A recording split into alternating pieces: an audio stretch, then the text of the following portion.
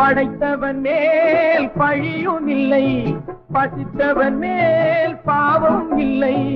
கிடைத்தவர்கள் பிரித்து கொண்டார், உழைத்தவர்கள் தெருவில் நின்றார். பலர் வாழ வாழ சிலர் வாழ வாழ ஒருபோதும் தெய்வம் பொறுத்ததில்லை. கொடுத்ததெல்லாம் கொடுத்தார், அவர் யாருக்காக கொடுத்தார்? ஒருத்தருக்காக கொடுத்தார், இல்லை ஊருக்காக கொடுத்தார்.